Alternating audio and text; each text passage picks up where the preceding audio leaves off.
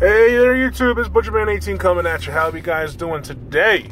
I know it's been a minute since I've been on here, but again, I want to thank everybody for the thoughts and prayers coming out to me because, you know, the surgery and stuff that I had. And, you know, it's really cool knowing that I got people out there that care a little bit to send some love my way. I know the last video I said I was going to do something a little different in it, a review or something like that. But I had a little bit of a change of heart for this video today. It's going to be more of a serious video today. I know you guys are kind of like, oh, great, here comes a lecture. No, it's not a lecture. It's just some advice to everybody. You know, I have some friends, and it's not just a set of friends. I have a few sets of friends that happen to be married, and I got a southerly wind blowing in my direction, and it's kind of hurting me a little bit. You know, marriage is hard, and coming from experience, you know, I've been married 11 years, and May will be 12 years for my wonderful wife and myself. And like anybody else, you know, we've had ups, we've had downs, we've had good times, we've had bad times. And you know what, we still pull through everything. We're still doing great. We're still kicking strong. And I had heard through the grapevine that there's some people that just aren't real satisfied with the relationships that they're in right now, or they're having some problems with the relationships that they're in right now. And by no means am I Dr. Phil. Yeah, I'm not a relationship specialist. I'm not a counselor. I am none of that at all. But I do know, at least I like to think that I know, in my opinion, that I kind of know how to make a relationship work. For those of you that don't know, I am a truck driver, and I work, the company that I work for, we have weird hours. Usually my day starts around 2 o'clock in the morning, and I'm usually done by like 4 or 5 in the afternoon. Now that's I leave my house at 2 in the morning, and I'm back at my house by like 4, 5, 6 o'clock in the afternoon. My busy season is happening to be starting here soon in the next couple weeks, right around Thanksgiving, and it's going to last until mid to end part of January, in which I will be working pretty much around the clock 7 days a week. So for about 2.5 months, 3 months, I won't be seeing my family very much. And my wife understands that. My wife happens to be a nurse, so when I'm not working, my wife usually is working. She works evenings and overnights. So having an opportunity to have any kind of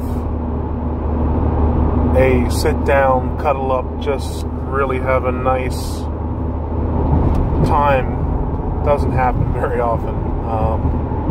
And because of that, our relationship is stressed a little bit every once in a bit, you know, and it's really hard to just put one finger on why the relationship is stressed out some. And I know it's her working, I know it's me working, I know it's my children being pains in the butts, I know it's one of my oldest is stressed out, so because she's stressed out at her school, you know, she passes that on to my wife and asks for advice. You know, Mom, what can I do? Help me out here, I'm having some problems. And my other oldest is trying to decide what she wants to do for a career right now, and that's really stressful on her, which in turn is stressful on my wife and myself.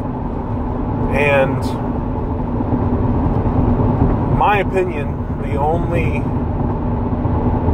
reasons, now I say reasons plural because there's more than just one, that my wife and I are still having the relationship that we're having, and why we have as good of a relationship as what we had, is one, I think it's a big thing for me anyways. Like I said before, I'm a Christian man. My wife happens to be a Christian woman. We both love church. We both love God. It's an amazing thing. And people tell you all the time, you know, relationships are a 50-50 bargain. Nah, it's not. That's a lie. It takes three things to have a good relationship, to start to have a good relationship. And that's 100% from both sides. So that's two parts of it right there. And to have 100% into God. And, you know, an old joke that I heard when I was growing up and is the perfect relationship is always a threesome, and it's you, me, and God. So if you have those three together and everyone's willing to put 100% into it and put 100% into faith and trusting and loving God, then there's no reason you can't have a good relationship. And it ultimately comes back to one of my favorite Bible verses, which is one of my tattoos, which is Philippians 4:13. And it says, I can do all things through Christ who strengthens me. And that's 100% true. All the crap that I have been through in my life, if I wouldn't have had God standing right beside me, holding my hand, pushing me through everything, I wouldn't be here right now. And at the same point, if I wouldn't have my wife standing beside me, holding my hand, taking care of me, loving on me, telling me how strong I am, how good I'm doing, and reminding me that there's 4 little girls at the house that count on me, and my wife counts on me too, that I got to get up and I got to get moving, and help motivate me and make me want to get up and be the leader of the family, be the religious leader of the family, you know, take care, bring the donuts home, man, pay the bills, you know. And another thing, the second thing I think is really important for a relationship is flexibility. If you walk into a relationship and you demand at 12:35 p.m. every single day that your lady or your man has a sandwich ready to go with some potato chips stacked a certain way on your plate for your lunch, that ain't gonna fly, man. That just ain't gonna work. You know, my wife is really big on doing things with the girls, like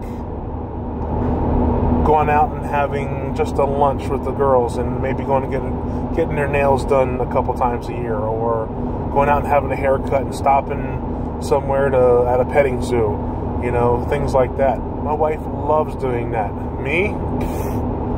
Heck no, man. I'd rather sit down, prop my feet up, have myself a nice sweet tea, and look at some TV. Maybe sit down with the kids and see what's on YouTube or whatever. Watch a movie. Or put models together with my kids. You know, we love doing things like that. And you got to be flexible, because if there's no flexibility, it's just going to crumble, man. It's like building a building.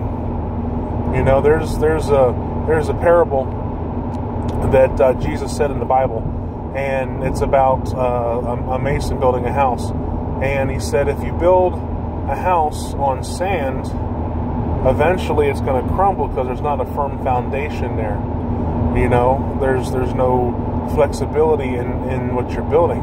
You know, and if you build a house on a fault line, the same thing. If the earth moves just a little bit and there's a little shimmy and a shake, that thing's going to come crumbling down. That's the same with a relationship.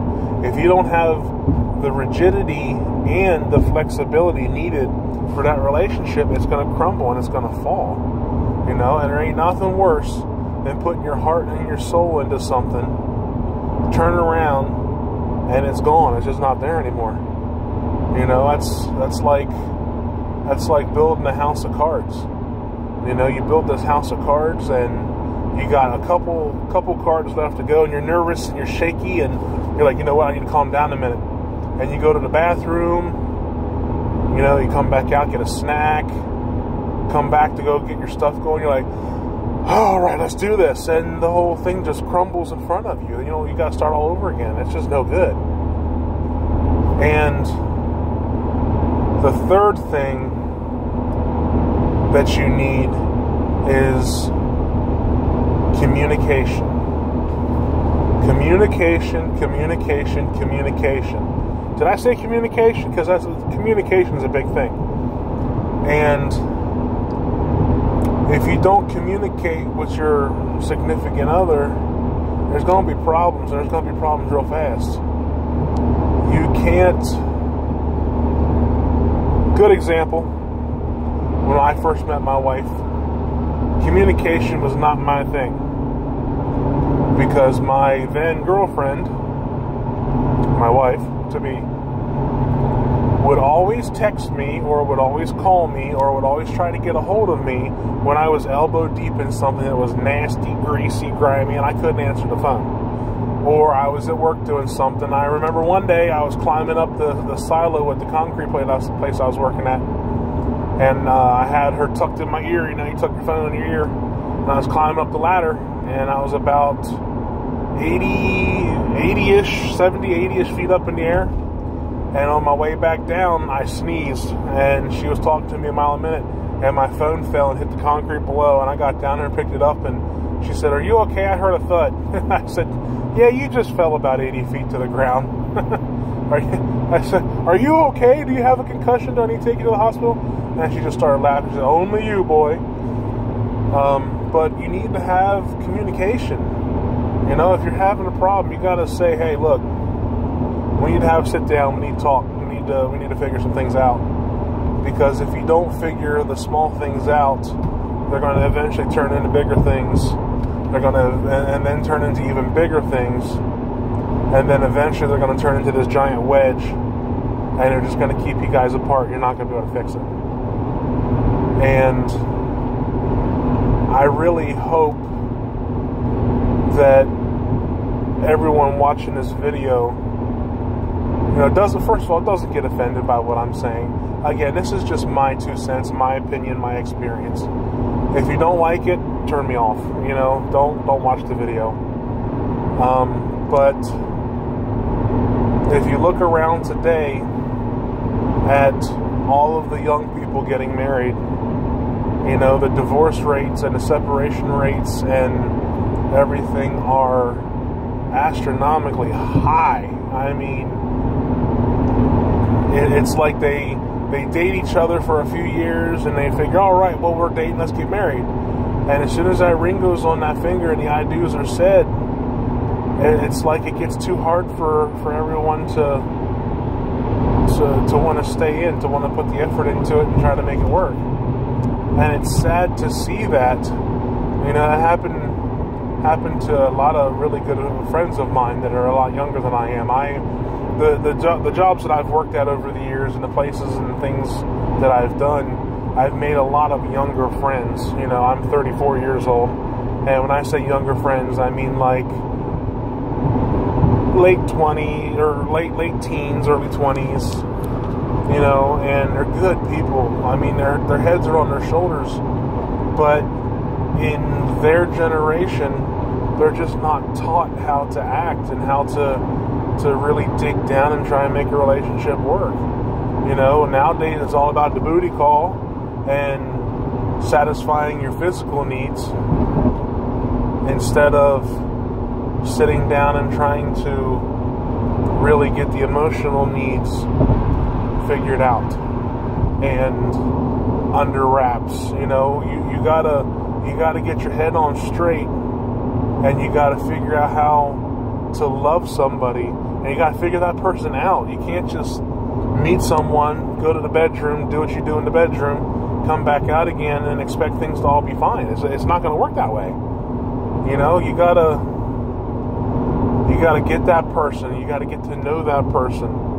You know, you can ask me any question you want to about my wife, and I can answer it for you. I know all her dirty little secrets. She knows all my dirty little secrets. I know all her favorite things. I know things that she doesn't want anybody else to know. I know absolutely everything. I know my wife would rather me not spend money on flowers and candies and stuff like that for her, because the flowers wilt up and die and the candies get ate. She would much rather me sit down and hand draw out a I love you card, or take her out and have a night on the town so she can remember that, instead of getting things that are just going to fade into dust, just get thrown away. And just me knowing that really makes her feel worth it. Makes her really feel like I did my homework and I paid attention to what she was saying. And that she means as much to me that I sit down and I remember all this stuff. It's not just about remembering her birthday and her anniversary. It's about remembering, oh, that's right, she told me the other week, she really likes buttered pecan ice cream. I have a couple minutes to kill. Why don't I stop at the store and bring a little container of peanut butter pecan ice cream home for her? Or she really likes this particular dish. I happen to have been a chef in one of my past jobs. So I go home, I cook it for her, and I have it and surprise her with it. And you know what? Putting a dish of whatever she wants in front of her, or giving her a little card, or letting her sleep in an extra hour, or doing the dishes, or cleaning up after everybody so she doesn't have to, is that dumb little thing that adds up to a wonderful thing.